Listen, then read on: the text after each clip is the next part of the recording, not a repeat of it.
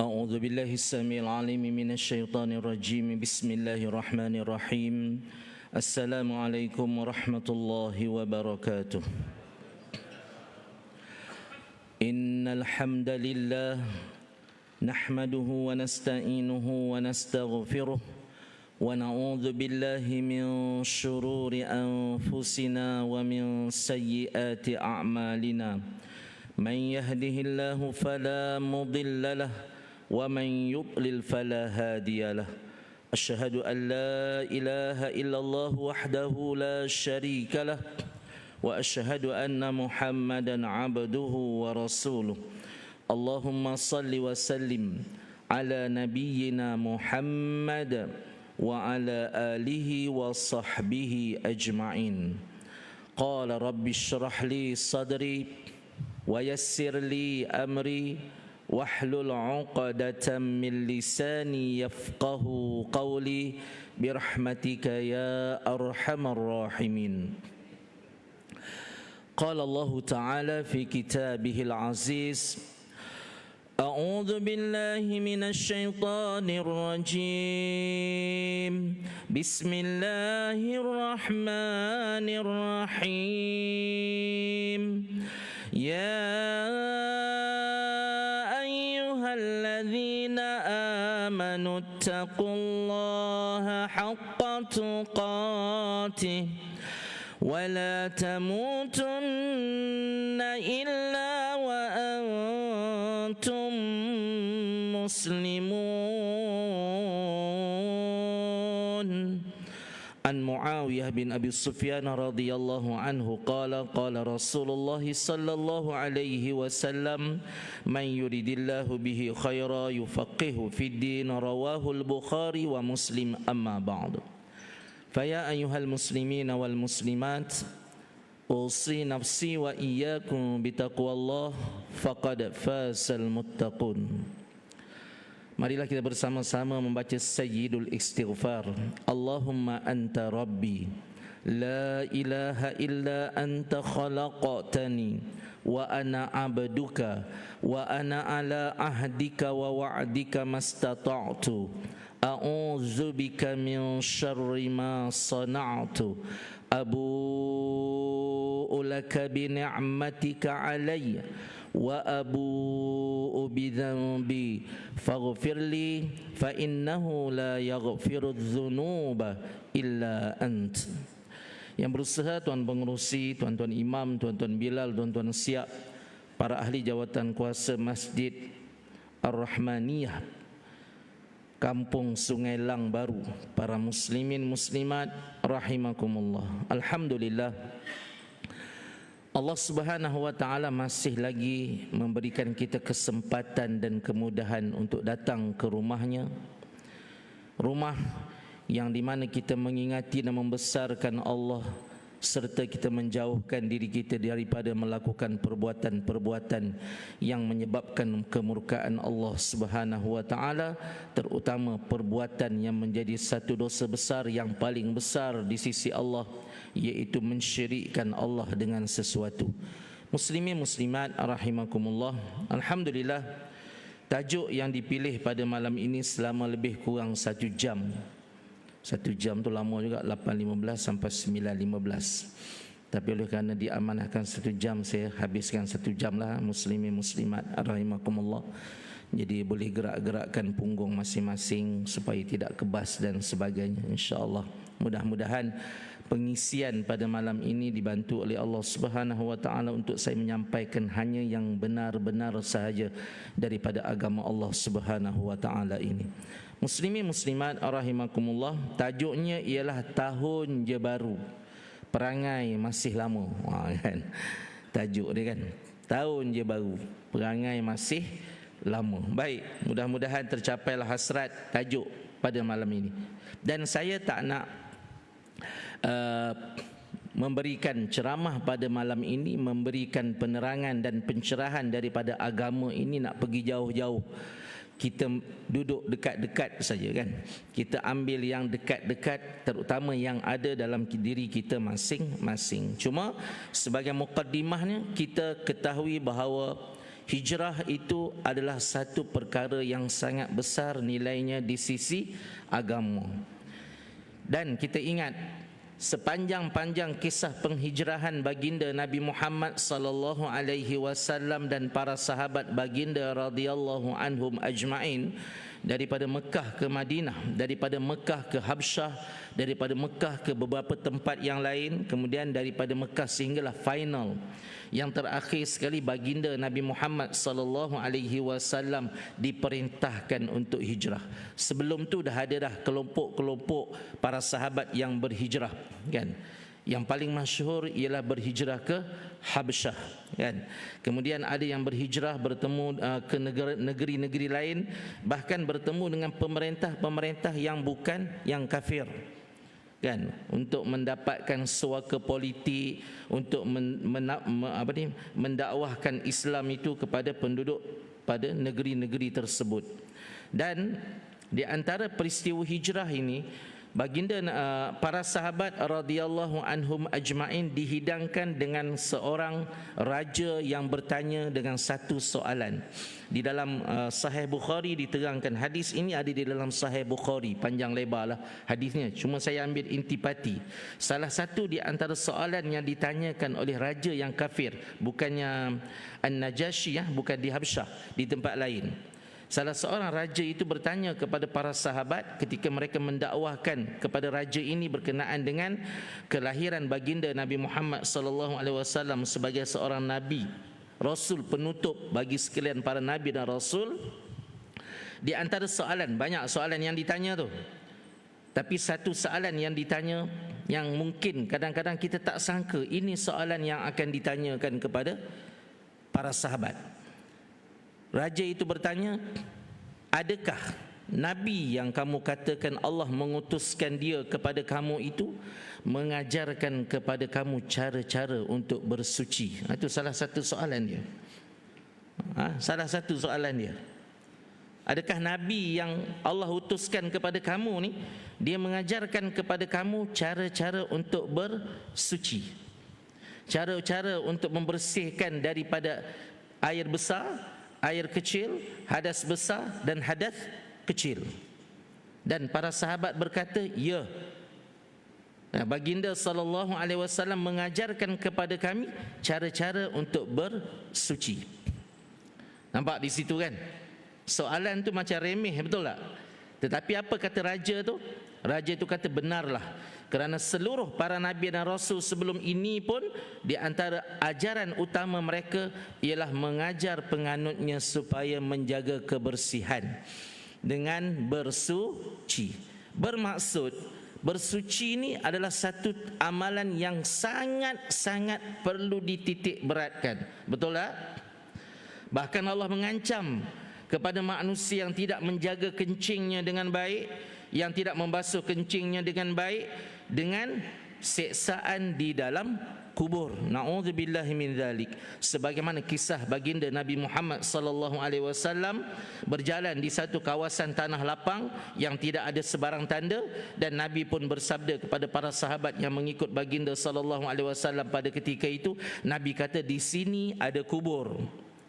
Kawasan tu tanah lapang, tanah pasir yang tidak ada tanda apa-apa. Nabi kata di sini ada kubur, ada dua kubur. Seorang Allah seksa kerana dia suka bawa mulut.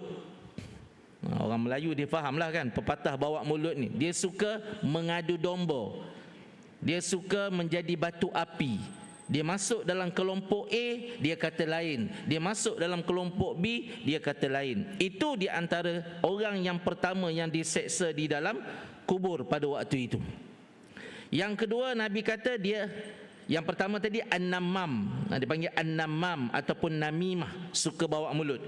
Yang kedua tu Nabi kata, yang kedua ini diseksa kerana dia tidak menjaga ketika dia kencing dan membasuhnya baik-baik. Masya Allah. Maka dia diseksa oleh Allah. Kenapa? Kerana tidak ada satu solat pun yang sah pada dirinya. Na'udzubillahi min dzalik. Muslimin muslimat rahimakumullah. Sebab itu kena hati-hati. Kalau di rumah kita pelihara kucing, jangan melampaui batas. Kerana Allah telah menciptakan kucing itu fitrahnya beraknya di pasir. Betul tak? beraknya di tanah, betul tak? Tiba-tiba tuan rumah ni lebih daripada fitrah Allah lagi, lebih hebat lagi daripada Allah, dia ajar berak dalam tandas, betul? Betul? Lalu dia tanya, timbullah soalan kepada penceramah, pada ustaz, "Ustaz, macam mana kucing saya ni dia berak dalam tandas, jadi bila dia masuk rumah macam mana?" Ustaz jawab, najis lah, betul tak? Kerana mana pernah ada atas muka bumi ni seekor kucing yang pandai basuh kaki dia, kan? Tapi kita ni kadang-kadang sayang kita kepada binatang melampaui batas berbanding baginda Nabi Muhammad sallallahu alaihi wasallam dan sahabat. Bukankah yang dikaitkan dengan sahabat itu ialah Abu Hurairah yang sayang kepada kucing, betul? Tapi tak ada satu riwayat pun menyebut Abu Hurairah bela kucing dalam rumah, dipeluk-peluk, dicium, ditatang bagai minyak yang penuh, kemudian diajar berak di dalam tandas. Tak ada. Abu Hurairah memang bela kucing, tapi beliau tinggalkan di pokok di luar rumahnya. Nabi memang sayang kucing. Lalu ada setengah daripada masyarakat kita bawa hadis palsu, nama-nama kucing Nabi. La ilaha illallah Muhammadur Rasulullah. Mana dia dapat tahu nama-nama kucing Nabi itu? Kan? Dan umat akhir zaman ni kadang-kadang kita tengok melampau pula, kan? Nama kucing dia Muhammad lah. Nama kucing Muhammad, nama kucing dia Ahmad, punya sayang. Dia lupa pula Muhammad Ahmad tu nama siapa, betul tak? Ini muslimin muslimat rahimakumullah. Kita kadang-kadang terlalu melampau di dalam menunjukkan ketaatan dan kasih sayang kita kepada makhluk, melebihi kasih sayang Allah kepada makhluk, betul tak? Ini muslimin muslimat rahimakumullah. Sebab itu hijrah ia bukan perkara biasa-biasa. Bahkan peristiwa terakhir di dalam hijrah yang kita dapat ialah peristiwa pembukaan kota Mekah. 10,000 tentera Islam daripada Madinah memasuki kota Mekah daripada 4 penjuru, dan hanya berlaku sedikit pergaduhan kecil pada salah satu daripada 4 penjuru tersebut. Tidak ada pertumpahan darah, tidak ada kecederaan sama ada dari pihak orang yang beriman ataupun daripada pihak kafir. Dan ketika pembukaan kota Mekah lah Abu Sufyan, bapa saudara Nabi Muhammad sallallahu alaihi wasallam, masuk Islam. Betul? Betul tak? Lambat dia masuk Islam, kan? Lambat dia masuk Islam ketika pembukaan kota Mekah. Kenapa Abu Sufyan masuk Islam? Bahkan bukan Abu Sufyan sahaja. Allah Subhanahu wa taala rakamkan di dalam surah An-Nasr, A'udzu billahi minasyaitonir rajim. Idza jaa nasrullahi wal fath. Apabila telah datang pertolongan Allah dan pembukaan kota Mekah. Wa ra'aitan nasa yadkhuluna fi dinillahi afwaja. Dan engkau wahai Muhammad melihat manusia yang kafir itu beramai-ramai, berbondong-bondong masuk ke dalam Islam. Kenapa? Kerana akhlak Nabi dan para sahabat yang ditunjukkan pada hari itu. Apa akhlak? Apa akhlaknya? Ini perubahan hijrah yang pertama yang nak ajar kepada kita. Apa akhlaknya? Membalas keburukan dengan kebaikan. Benda yang paling susah nak buat. Betul tak bapa-bapa, ibu-ibu sekalian? Keluar nanti hilang selipar, memang makan maki. Betul tak? Keluar nanti nampak pula orang yang selipar kita tu, orang tu pakai bawa, memang kena maki. Kau tak ada mata ke? Kan? Selipar sendiri boleh tak kenal. Oh kan? Betul tak? Nak membalas keburukan dengan orang tu tak sengaja, dia tak buat benda buruk pun. Tapi kalau kita nak membalas keburukan dengan kebaikan, mudah ke senang?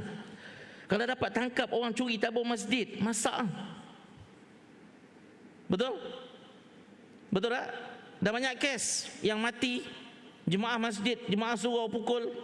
Sebab apa?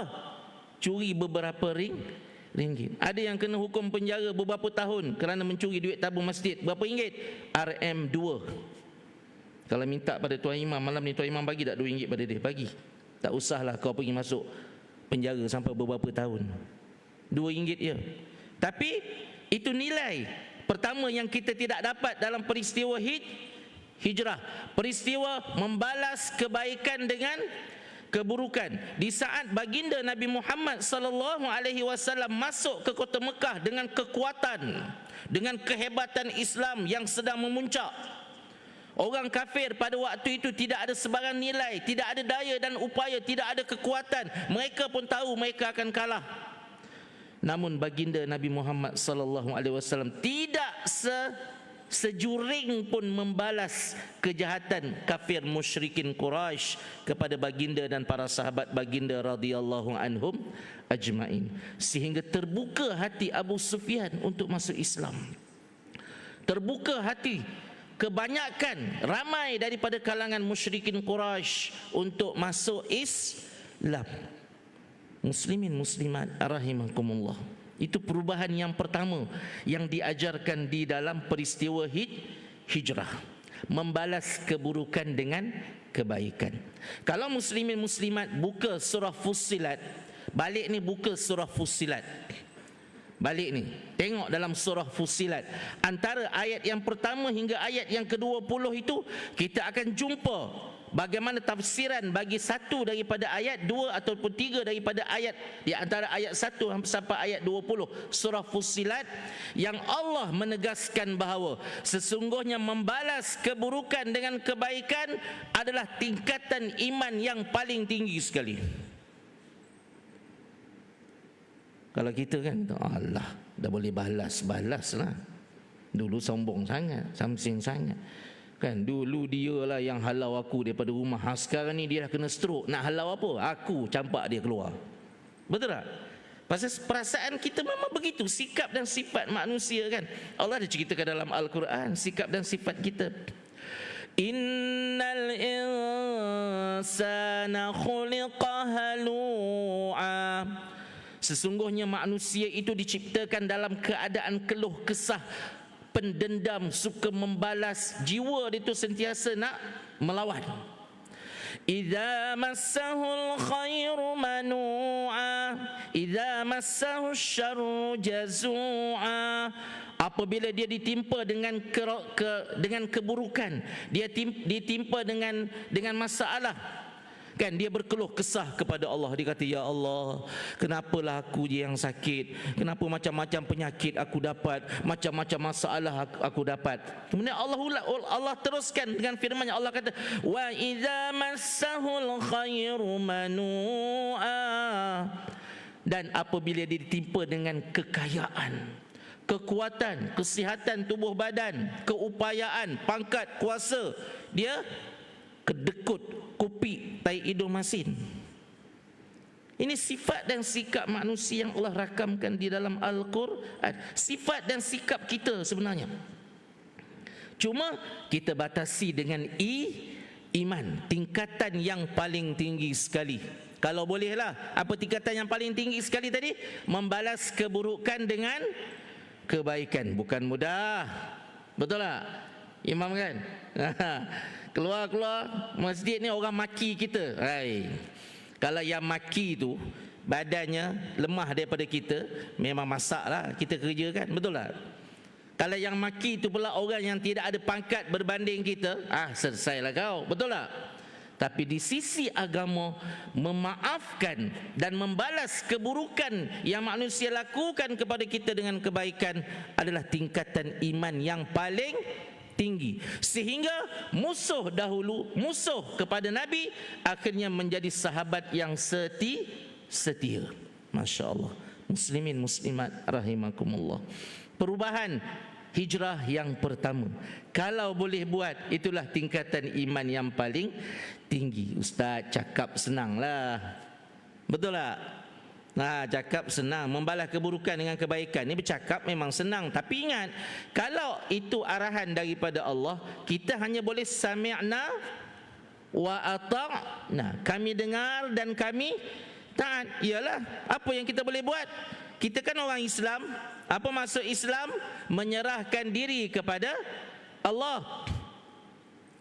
Apabila kita mengucap dua kalimah syahadah, itu yang pertama yang kita nak timbulkan pada malam ni. Tak usah pergi jauh-jauh. Dua kalimah syahadah. Asyhadu an la ilaha illallah wa asyhadu anna Muhammadar Rasulullah.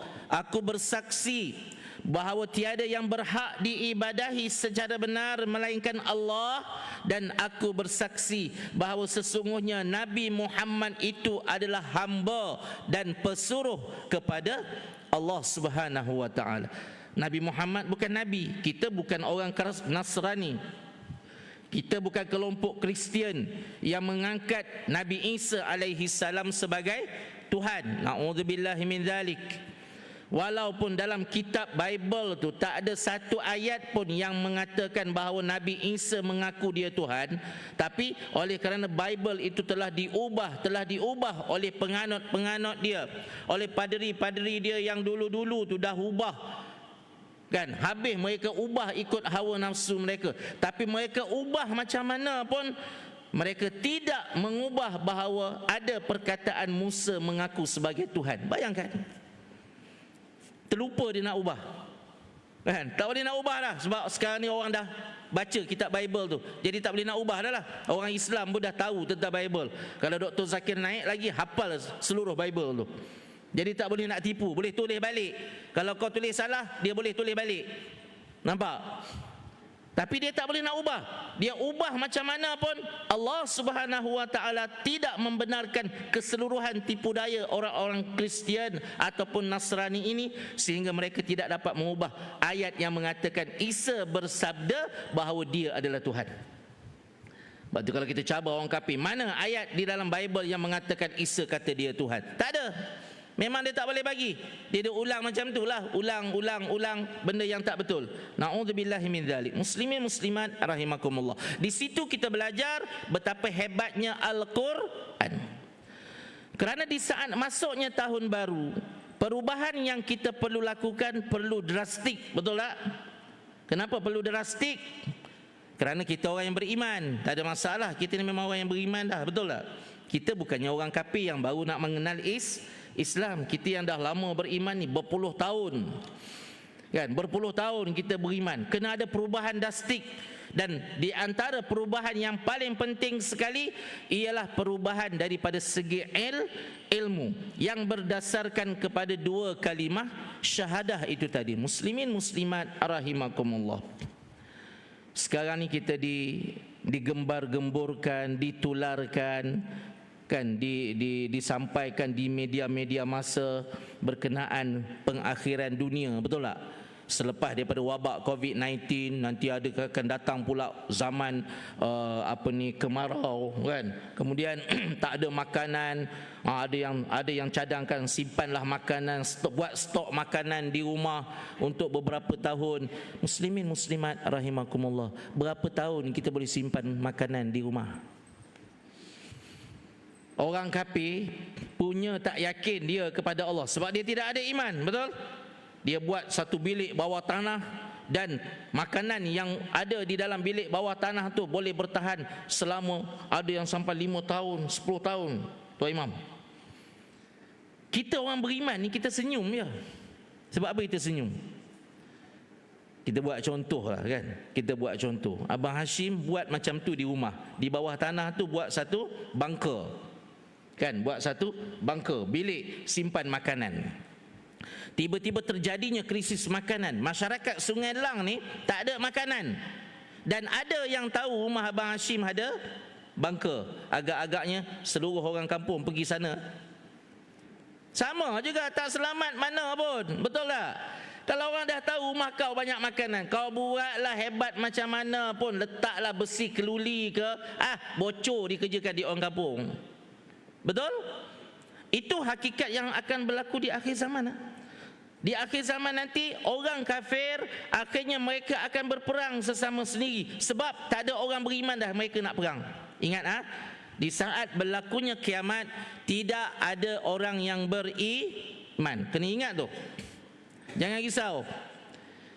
Jadi kalau tuan-tuan malam mimpi, kan, esok kiamat, tuan-tuan beriman tak?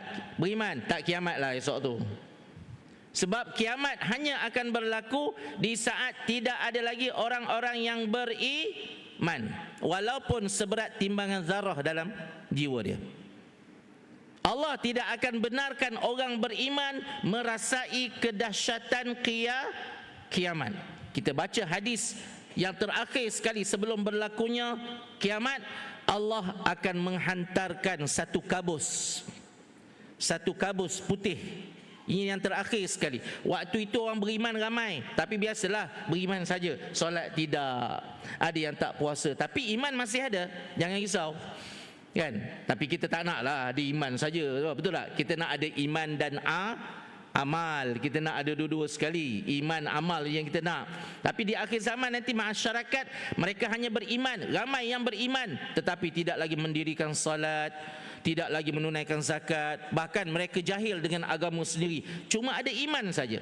Allah akan hantarkan last sebelum berlakunya kiamat, Allah akan hantarkan kabus putih, yang mana kabus putih itu akan masuk ke seluruh pelusuk muka bumi ini. Akan masuk ke dalam gua, akan masuk ke dalam bangunan, akan masuk ke dalam rumah.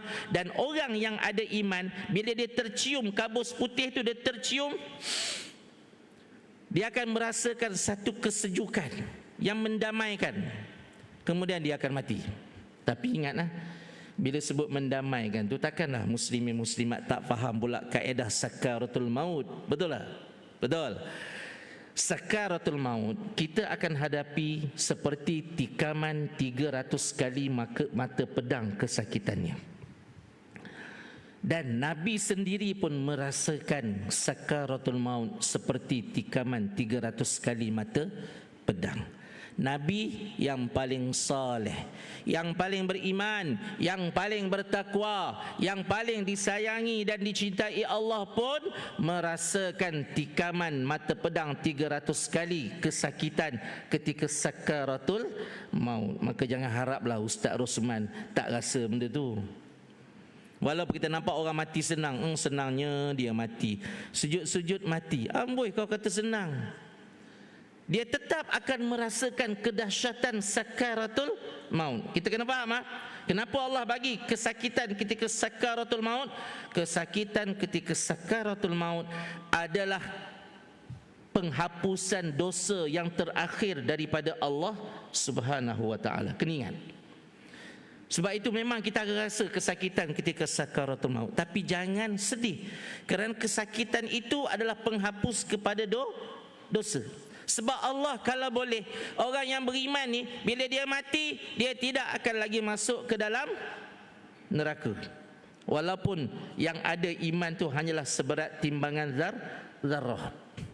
Walaupun dia tak salat, walaupun tak puasa, walaupun tak zakat, kerana dia masih ada iman, Allah jaga dia. Kalau boleh begitulah. Tapi kita juga baca di dalam Al-Quran, kan ada suara yang bertanya di dalam neraka, ma salakakum fi saqar, kenapakah kamu masuk ke dalam neraka saqar? Qalu lam naku minal musallin, mereka pun beramai-ramai menjawab, kami masuk neraka saqar ini kerana kami tidak mendirikan solat. Orang yang beriman tidak mendirikan solat tetap akan diazab di dalam neraka. Cuma ada pilihan bagi Allah. Allah nak azab ke, Allah nak ampunkan. Tuan-tuan Imam, itu kelebihan orang beriman. Ada ketikanya memang banyak dosa dia buat, tapi Allah kata apa? Aku ampunkan, masuk syurga terus. Ada ketikanya banyak dosa dia buat, kau masuk neraka dulu, lepas tu baru boleh masuk syurga. Bolehkah kita persoalkan tindakan Allah Subhanahu wa taala? Tak boleh, sebab kita yakin dengan sifat Allah iradah. Kan? Apa maksud iradah? Allah berhak buat apa yang dia suka, tak usah petikaikan. Jaga diri masing-masing. Seronoklah dia dapat masuk syurga, padahal solat pun tidak. Aku yang solat ni kena masuk neraka. Dah, jangan petikaikan. Sebab itu hak Allah Subhanahu wa taala. Itu iman kita, itu keyakinan kita. Cuma kita dengan muka yang sedih, muka yang tak tahu malunya, berharaplah tak masuk neraka dah walaupun buat dosa. Betul tak muslimin muslimat rahimakumullah? Muslimin muslimat rahimakumullah. Yang tadi hijrah yang pertama yang kita dapatkan. Perubahan yang pertama. Dah masuk tahun baru, jangan perangai masihlah lama. Dah masuk tahun baru, kalau sebelum ni jenis panas baran, suka marah orang tak bertempat, suka bergaduh, dah masuk tahun baru, kena hijrah lah, kena berubah. Betul? Kena baikkan perangai. Bukan kerana manusia, tetapi kerana Allah Subhanahu wa ta'ala. Apa yang kita buat, semuanya kita kena buat kerana Allah. Bahkan kita masuk ke tandas pun kerana Allah. Sebab itu bila masuk tandas baca bismillah, betul tak? Allahumma inni a'udzubika minal khubuthi wal khaba'ith. Ya Allah, aku berlindung denganmu daripada syaitan jantan dan syaitan betina. Masuk tandas, buang air kecil, buang air besar, keluar daripada tandas. Ada satu bacaan yang paling masyhur, yang paling muktabar, yang paling maksur daripada Nabi. Apa dia? Keluar daripada tandas, ghufranak. Pendek je, ghufranak. Jangan lupa, pendek itu. Balik ni kalau lupa, makan anggur kering banyak-banyak sikit. Tapi orang kencing manis tak boleh juga, naik 27 nanti. Ghufranak, bacaan yang paling muktabar, pendek je. Nak baca doa-doa lain pun tak apa. Alhamdulillahilladzi adhaba 'annil adha wa 'afani. Betul? Salah satu doa keluar daripada tandas. Yang paling muktabar, yang paling maksur sekali, pendek je. Ghufranak. Apa maksudnya? Keampunanmu ya Allah yang aku harapkan. Apa kena-mengena pula keluar daripada tandas minta ampun? Sebabkan dalam tandas kita tidak berzikir. Betul? Betul tak? Kita muslimin muslimat dalam tandas, subhanallah, subhanallah, subhanallah, Allahu akbar, sambil meneran doa Allahu akbar, Allahu akbar ke? Tak ada, mana boleh, hukumnya haram. Betul? Sebab itu bacaan bismillah ketika mengambil wuduk, apa hukumnya? Bacaan bismillah ketika mengambil wuduk, apa hukumnya? Diam. Tuan Imam, dia orang diam, Tuan Imam. Takut nak menjawab. Tuan-tuan malu ke ataupun takut nak menjawab ni? Takut salah kan? Jangan takut. Walaupun umur dah 70, kalau salah jawab, biasa. Sebab muslimin muslimat bukan orang yang mengajar. Betul tak? Kalau mengajar dia lain sikit kuat kat kepala. Sebab kita selalu mengajar. Kalau bukan mengajar ni biasalah. Kalau tak berapa nak ingat. Jangan takut, jangan malu. Apa hukum baca bismillah ketika mengambil wuduk? Sunat. Sebab itu hukum membaca bismillah ketika mengambil wuduk sunat. Kerana kita selalu mengambil wuduk dalam tandas, maka tidak boleh baca bismillah. Saya baca dalam hati, ustaz, tak kira. Nabi tak suruh baca dalam hati. Dalam tandas tak usah baca bismillah. Kalau ambil di luar daripada tandas tu, macam kita tu di luar daripada tandas. Kalau macam kita tu yang di dalam tandas buang air besar tu yang tak boleh. Di luar yang kawasan ada cermin tu boleh tak? Bolehlah baca bismillah kita kalau kita ambil wuduk di situ.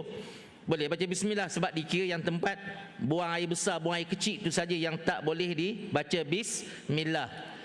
Kerana bila dalam tandas kita tidak berzikir, maka kita menganggap bahawa tidak berzikir itu sebagai satu dosa. Lalu bila kita keluar daripada tandas, kita kata apa? Ghufranak, keluar daripada tandas dengan kaki kiri. Ghufranak, keampunanmu ya Allah yang kami harapkan. Itu yang diharapkan di dalam peristiwa hijrah. Kita berhijrah daripada satu keburukan kepada kebaikan, daripada tidak mengingati Allah kepada mengingati Allah, daripada amal-amal keburukan kepada amal-amal kebaikan, daripada mensyirikkan Allah kepada mentauhidkan Allah Subhanahu wa taala dengan dua kalimah syahadah yang terkandung dalam rukun Islam. Rukun Islam yang pertama apa? Mengucap dua kalimah syahadah. Muslimin muslimat, bapa-bapa, ibu-ibu sekalian, balik nanti tanya anak, tanya cucu, rukun Islam ada berapa? Akan ada yang menjawab rukun Islam ada 6. Akan ada yang menjawab rukun Islam ada 10. Akan ada yang menjawab rukun Islam ada 8, ada 7, ada 4, ada 2. Kalau itu jawapannya, kita sepatutnya menangis. Betul tak? Betul tak? Sebab ini rukun Islam. Tak usah bincang global lah, tinggi-tinggi, nak buat kapal terbang, apa benda semua, nak buat bangunan besar-besar, nak ekonomi power, kan?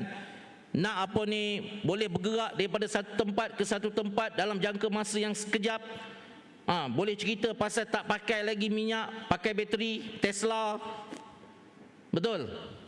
Lupa pula kereta Tesla tu pun dia pakai minyak petrol juga, Tuan Imam. Pakai minyak petrol. Mana minyak petrol dia? Tu yang jana kuasa tu kan pakai petrol, pakai diesel. Kau nak cas Tesla tu, di antara jana kuasa di Malaysia, di samping menggunakan apa ni, empangan, kita menggunakan diesel. Dan nak cas kereta Tesla yang tak pakai minyak tu pun kena guna diesel, pakai minyak juga. Tang mana jimatnya? Harga pula 200,000. Kan, kereta pakai bateri harga 200,000. Kalau bateri rosak kena tukar 15,000 seketul. Betul? Harga 200,000. Tang mana jimat tu? Lagi cerita pasal jimat. Sejak saya pakai Tesla ni, saya cas hanya RM1.75. Beli harga 200,000, nak pincang pasal jimat buat apa? Lainlah kalau harga tu 10,000 kereta, bolehlah kita cerita pasal jimat. Kita naik kereta yang paling besar pun 10 tahun tak sampai minyak 30,000 lah. Betul tak? Betul tak? Ya, sekarang ni kawan semua nak jimat, tapi saya tak nampak jimat di mana. Kalau dah harga 200,000, itu yang boleh pergi 400 km lebih. Yang 200 berapa puluh ribu tu boleh pergi 500 km lebih. Kalau Tuan Haji beli Tesla tu, kan, keluar daripada Masjid Sungai Lang ni, singgah kat apa ni kedai, tiba-tiba dapat panggilan, oi, ada kematian. Contoh kan, kematian kawan kita di Kelantan. Boleh tak tuju balik? Boleh tuju balik ke Kelantan tak? Jangan cari pasal. Nanti sangkut di Gua Musang. Tuan Imam kan? Habis bateri. Tempat cas dia bukan merata. Betul tak? Tak usah pasal jimat. Tapi tak apalah. Sekarang ni manusia semua nak cerita pasal jimat. Betul? Ceritalah pasal kehidupan, kehebatan dunia ni. Kalau rukun Islam yang 5 kita tak mahirkan, tidak ada guna di sisi Allah Subhanahu wa taala. Macam tadilah. Dunia duk cerita akan berlaku kemarau, makanan tak ada, kita kena simpan. Nak simpan banyak mana nak simpan. Sebab itu yang kita kena jaga sekarang adalah iman. Kerana di saat orang yang beriman dia mati kelaparan, mati kebuluran, dia mati sementara di dunia, dia akan kekal abadi di akhirat dalam syurga. Betul tak? Itu beza dengan orang kafir. Orang kafir kalau dia mati, matilah, habislah. Nanti di akhirat kena seksa lagi. Dahlah di dunia kebuluran, di akhirat pun lagi kebuluran. Itu berbeza kita iman. Sebab tu yang kena jaga sekarang ni bukannya nak simpan beras lama-lama, nak simpan makanan ikan kering, simpan sampai 10 tahun punya ikan kering, tak tahu jadi apa dah lepas tu. Kan jadi mayat kering kali kan. Yang kita kena simpan dengan baik adalah iman. Yang kita nak latih kepada anak-anak kita adalah iman. Kerana iman akan menyelamatkan kita daripada kerosakan yang abadi di akhirat. Bukankah ramai orang yang beriman yang dibunuh dengan zalim? Betul? Ramai. Tengok di Palestin, tengok di Syria, tengok di Iraq sekarang, tengok di beberapa buah negara luar, orang Islam dibunuh secara zalim. Betul? Walaupun kita rasa sedih, tetapi pada masa yang sama kita juga berdoa kepada mereka agar mereka dimasukkan Allah ke dalam syurga, kerana mereka ada iman. Tapi kalau orang mati yang dibunuh, ada muslimin muslimat doa macam tu juga. Ya Allah, kawan aku tu bukan Islam, masukkanlah dia ke dalam syurga. Ada? Terbalik. Dalam Islam haram hukumnya mendoakan orang kafir masuk syurga. Mendoakan orang kafir masuk syurga tu haram. Tapi mengajak orang kafir masuk syurga itu wajib, iaitu kembali kepada agama Islam. Yang ni kita jarang buat. Betul tak muslimin muslimat rahimakumullah? Kadang-kadang kita sinis dengan orang kafir yang ada di Malaysia ni. Kalau boleh orang kafir ni semua pergi mati belakalah, tinggal orang yang beriman saja. Na'udzubillahi min zalik. dunia ini, muslimin muslimat rahimakumullah, solat berjemaah ni sebagai contoh. Kalau datang imam saja dengan Bilal, seronok tak? Masa kita Covid baru ni kan, imam dengan Bilal je, seronok tak? Tak seronok. Menangis tok imam, menangis tok Bilal kan. Lepas maghrib menangis. Kenapa menangis? Allah sedih, tak ada suara orang lain, kita berdua je. Kalau hari ni kita berdua ni mati dalam masjid, pagi esoklah baru orang jumpa. Betul tak? Kerana Islam itu diajar kita berjemaah. Kita datang salat berjemaah, kita masuk syurga pun berjemaah. Walaupun di akhir zaman ni ramai manusia yang kalau boleh semua orang masuk neraka belaka. Betul tak?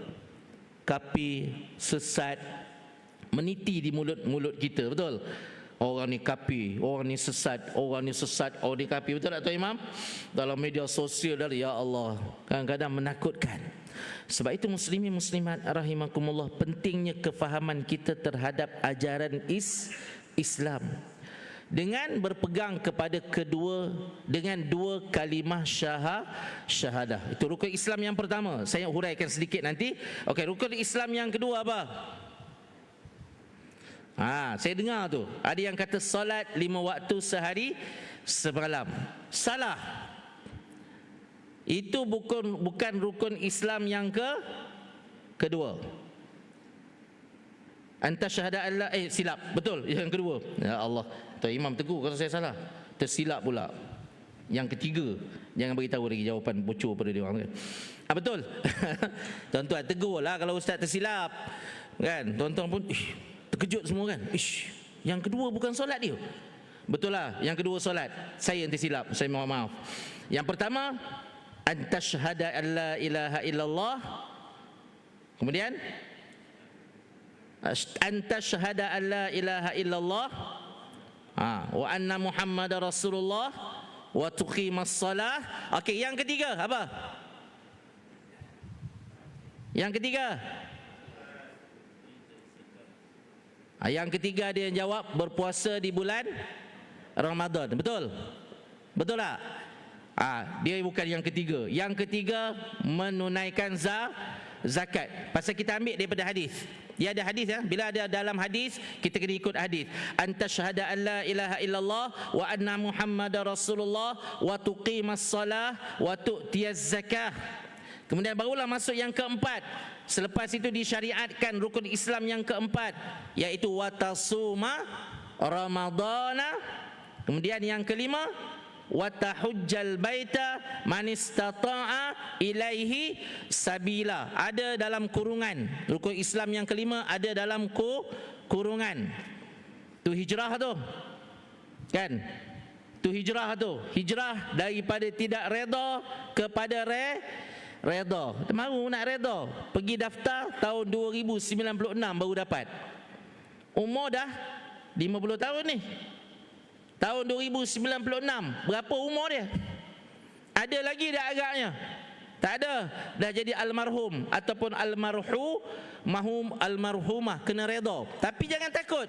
Dalam bab rukun Islam yang kelima, Allah letak dalam kurungan man istata'a ilaihi sabila. Bagi yang mampu. Duit banyak belum tentu dapat pergi. Sehat belum tentu dapat pergi. Betul tak? Muslimin muslimat rahimakumullah. Baik, kita kembali kepada dua kalimah syahadah yang pertama tadi. Allah Subhanahu wa taala berfirman di dalam Al-Quran yang berbunyi, Syahidallahu annahu la ilaha illa huwa wal malaikatu wa ulul ilmi qa'iman bil qist. La ilaha illa huwal azizul hakim. Surah Ali Imran ayat yang ke-18. Ingatlah surah Ali Imran, bukan Al-Imran. Saya pernah dengar khutbah Tok Khatib tu baca surah Al-Imran, bukan Al-Imran. Ali Imran. Ali tu keluarga Imran. Susu galur kepada Maryam. Betul? ke Ali Imran, keluarga Imran. Muslimin muslimat rahimakumullah. Allah Subhanahu wa taala berfirman dalam surah Ali Imran ayat yang ke-18, kata Allah, Allah menyatakan bahawa tidak ada ilah yang berhak diibadahi dengan benar kecuali Dia yang menegakkan keadilan. Allah Maha Adil, jangan risau. Walaupun di dunia kita dizalimi dan kita tidak dapat membalasnya, redalah kepada Allah. Bukan semua perkara kita boleh balas, betul tak? Kadang-kadang kita dizalimi, betul? Betul tak? Betul lah. Ke muslimin muslimat tak rasa dizalimi? Atau muslimin muslimat yang duk zalim orang? Imam kan? Saya tak rasa dizalim Ustaz, saya yang menzalimi orang. Bagus juga perasaan begitu kan. Saya rasa saya zalim pada isteri, zalim pada anak-anak saya Ustaz. Bila Ustaz ceramah tentang 2 kalimah syahadah rukun Islam ni, saya pun tak pernah tanya anak-anak saya. Memang zalim tu kena ingat ni benda-benda macam ni dalam agama ni. Sebab kita nak cari kesejahteraan di sisi Allah Subhanahu wa taala. Tak usah pergi jauh-jauh, kita pergi dalam lingkungan kelompok ahli keluarga kita je dulu, betul tak? Kemudian nanti dia akan bawa kepada masjid, kepada seluruh masyarakat. Benar? Muslimah muslimat pandang sekeliling. Tuan Imam kan, berapa orang muda yang ada sekarang? Kan? Berapa orang muda yang ada? Nasiblah dunia dia letak orang muda ni, kan? Orang muda, warga emas hanya umur 70 ke atas. 69 ke bawah semua orang muda belaka. Kan? Itu dunia yang letak. Tapi di sisi Islam, umur 40 ke atas dah kira tua lah. Sebab itu para nabi dan rasul dilantik menjadi nabi dan rasul pada umur 40. Bahkan dalam Al-Quran sebut tentang 40, arba'ina yauman tu kan. Apabila ia mencapai umur 40, hendaklah dia insaf. Betul? Bila sampai umur 40 dia hendaklah insaf. Kalau umur 40 tak datang masjid lagi, kebarangkalian tak akan datang masjid sampai mati. Kebarangkalian, bukan pasti. Jangan salah faham. Kebarangkalian besar begitu, betul tak?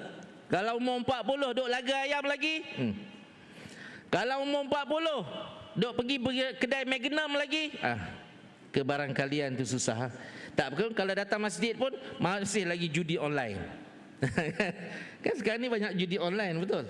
Buka ya Tuan Imam kan, judi online. Ramai tuan-tuan. Kalau pergi kedai-kedai makan kena tengok wanita bertudung duk main handphone kan. Kita ingat apa? Cek tengok-tengok judi online. Tuan-tuan ada judi online. Bukan saya suruh tuan-tuan balik ni cari judi online tu, yang salah faham pula. Elok tak tahu dia pergi buat dah pula. Kan? Contoh, ini sebagai contoh, nak buat kejahatan itu sangat mudah pada akhir zaman ini. Muslimin muslimat rahimakumullah.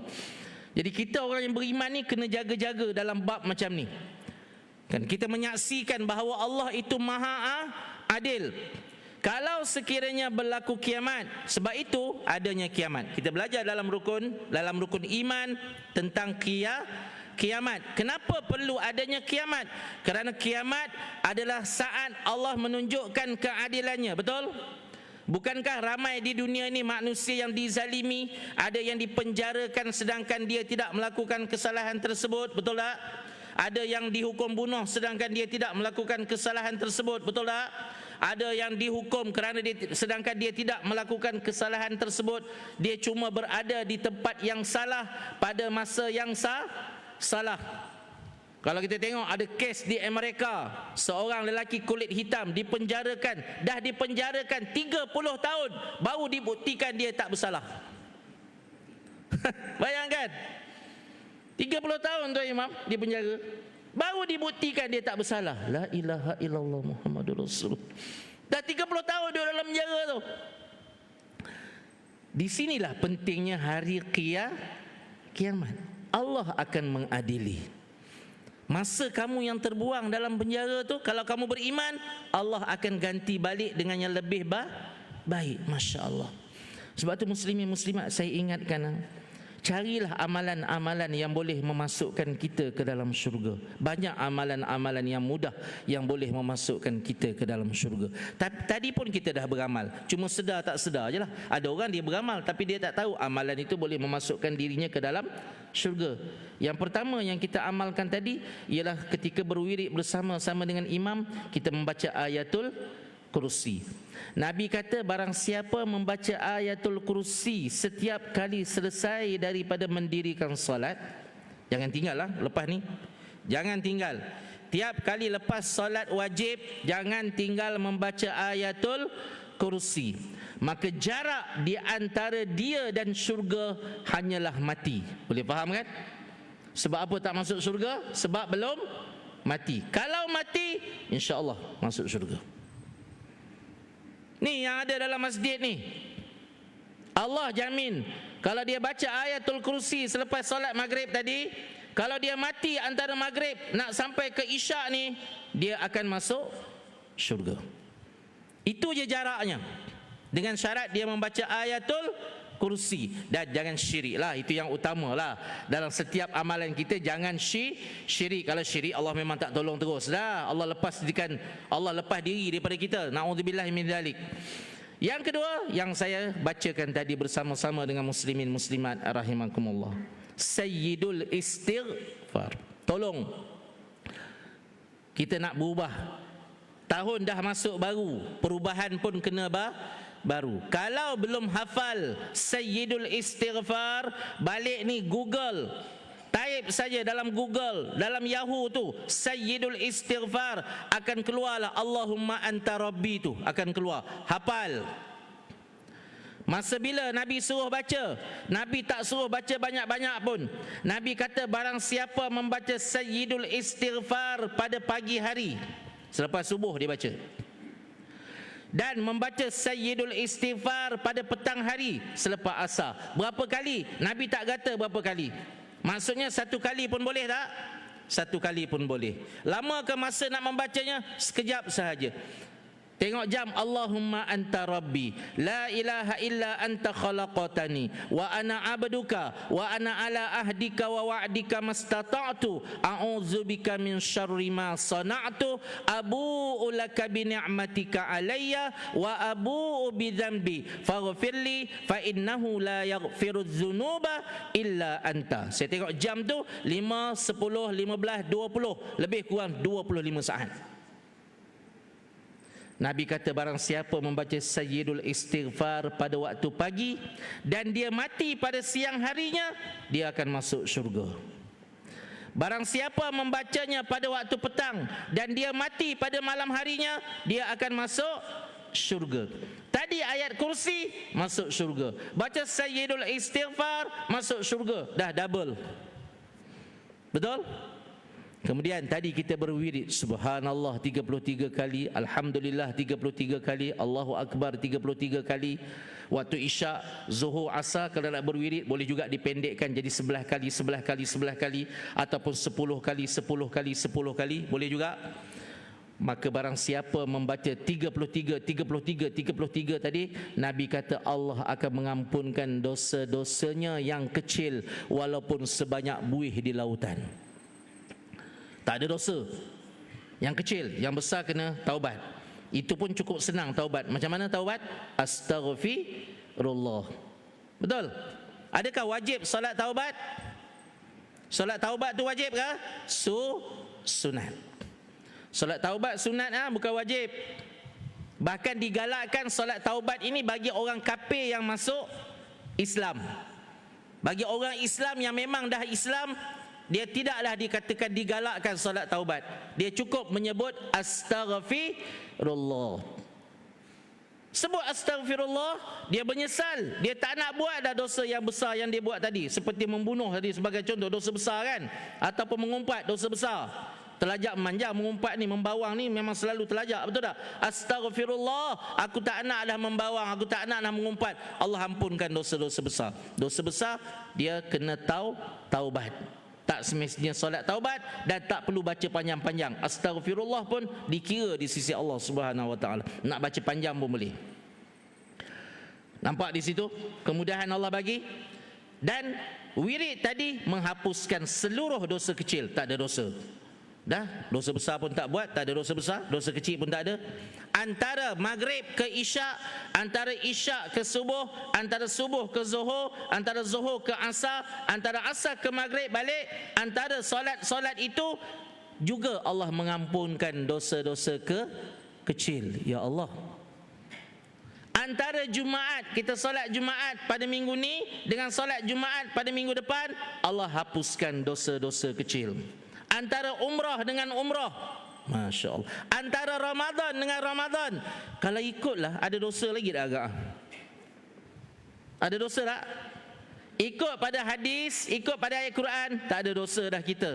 Tapi oleh kerana kita selalu melakukan dosa, maka kita ada dosa. Kerana kalau kita rasa tak berdosa, parahlah. Betul tak? Saya rasa saya tak ada dosa, Ustaz. Parahlah tu. Mana boleh sombong, tak ada rasa dosa, betul tak?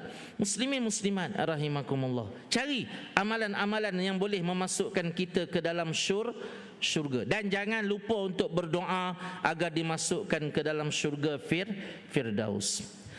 Kerana di saat Allah mengajarkan kita dua kalimah syahadah, Allah nak ingatkan kepada kita bahawa yang kita sembah hanyalah Allah, yang kita takut hanyalah Allah, yang kita harap hanyalah Allah, yang kita letakkan keta'abudan kita ni, taqarrub, pendekatan diri kita ini hanyalah kepada Allah Subhanahu wa taala. Sebab tu orang yang beriman, dia tak takut apa benda yang ada atas muka bumi. Dia tak takut kelaparan, dia tak takut berlakunya kemarau, dia tak takut berlakunya banjir besar, tsunami. Sebab kalau dia mati lemas, dia mati dalam keimanan. Betul? Apa benda yang nak takut lagi?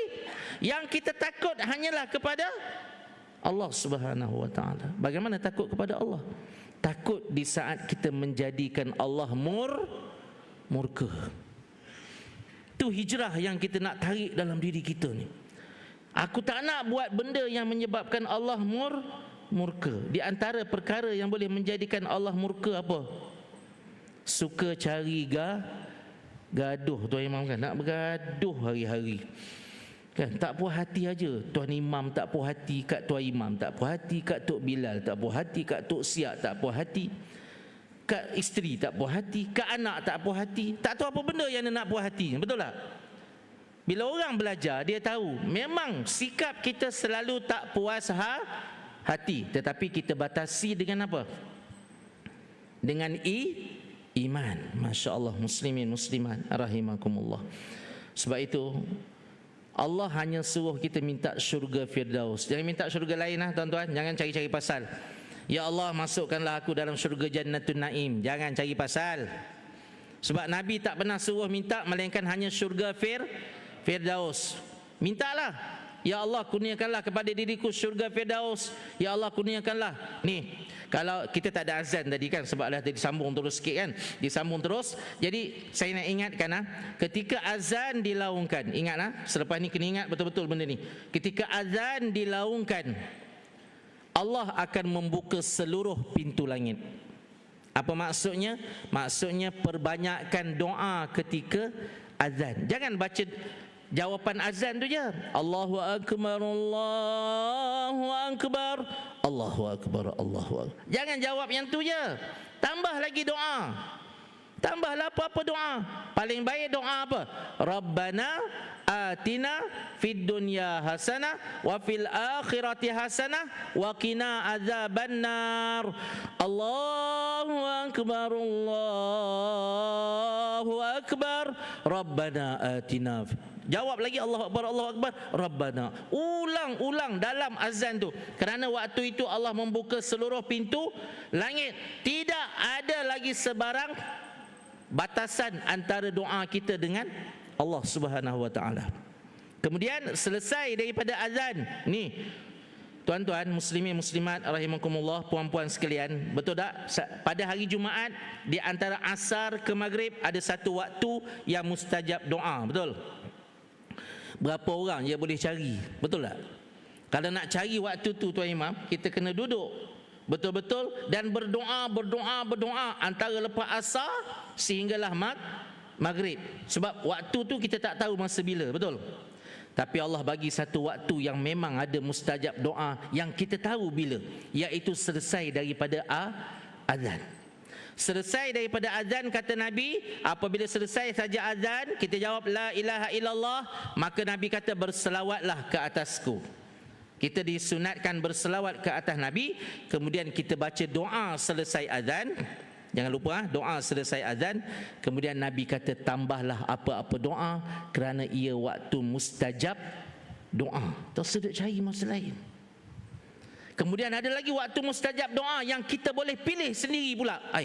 Ada ustaz, waktu mustajab doa yang kita boleh pilih sendiri? Ada. Waktu bila? Waktu kita buat amal soleh. Contoh, pagi-pagi kan saya yakin ni bapak-bapak sekalian ni, ibu-ibu sekalian ni pagi-pagi akan tuju ke tabung dulu letak RM1, RM2, betul tak? RM10, sebab kita panggil sedekah subuh. Bila kita menderma, itu adalah amal soleh. Lalu kita doa kepada Allah, ya Allah, mudah-mudahan derma aku ini menjadi nilaian amalan soleh bagimu, kan, bagiku di sisimu, dan aku bertawassul. Ingat, aku bertawassul dengan amal soleh ini. Ya Allah, isteri aku sedang sakit, sembuhkanlah dia. Nih, anak aku sedang menghadapi peperiksaan, permudahkanlah dia nak menjawab. Aku sendiri ada masalah, mudah-mudahan kau membantu aku menyelesaikan masalah. Itu adalah kaedah doa yang makbul, yang kita boleh pilih sendiri waktu bila nak buat. Waktu bila pun. Nanti selepas solat nanti, muslimin muslimat, solat ba'diyah isyak. Solat ba'diyah isyak, betul? Solat ba'diyah isyak kan amal soleh, betul tak?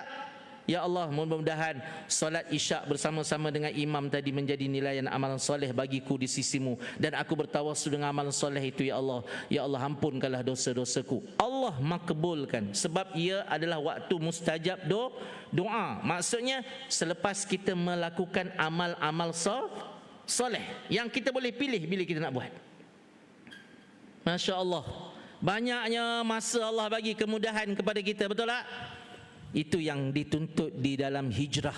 Kita mengetahui apa yang Allah dah bagi tahu kepada kita daripada kebaikan-kebaikan dunia untuk menghadapi kebaikan akhirat yang kekal dan abadi. Mudah-mudahan sedikit pencerahan pada malam ini, kalau tak pernah dengar, ia menjadi satu ilmu yang baik kepada muslimin muslimat rahimakumullah. Kalau dah pernah dengar, ia pengayaan. Saya ni guru tuan-tuan, lupa nak bagi pengenalan tadi. Sekarang saya menjawat jawatan sebagai penolong kanan hal ehwal murid di Sekolah Kebangsaan Padang Jawa Shah Alam, dan saya sedang berkursus untuk jadi guru besar. Habis kursus bulan 10 ni, jadi saya mengharapkan doa-doa daripada tuan-tuan, puan-puan, ibu-ibu, bapak-bapak sekalian, kan, mudah-mudahan ada yang makbul. Saya menjadi guru besar yang beriman dan bertakwa kepada Allah Subhanahu wa taala. Nama saya Rosman bin Sapiai. Saya lahir di Felda Kampung Awah, Temeluh, Pahang, Darul Makmur. Saya kedua ibu bapa saya berasal daripada Kelantan, dan saya tinggal di Seksyen 30 Kampung Jalan Kebun Shah Alam. Dah hujung baru bagi pengenalan Abang Hashim kan?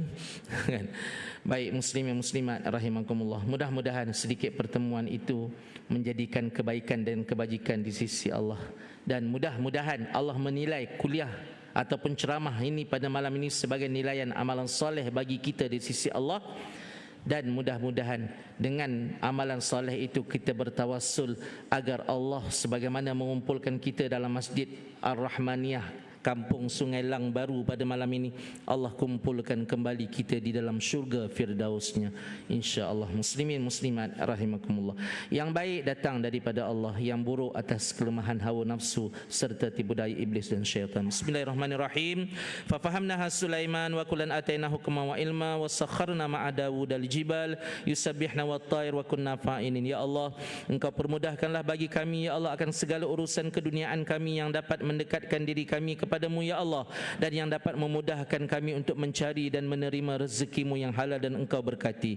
Ya Allah, Engkau permudahkanlah bagi kami akan segala urusan akhirat kami, sehinggalah kami, ahli keluarga kami serta seluruh zuriat keturunan kami dapat menjadi penghuni syurga firdausmu birahmatika ya arhamar rahimin. Wa sallallahu ala nabiyyina Muhammadin wa ala alihi wa sahbihi ajma'in walhamdulillahi rabbil alamin.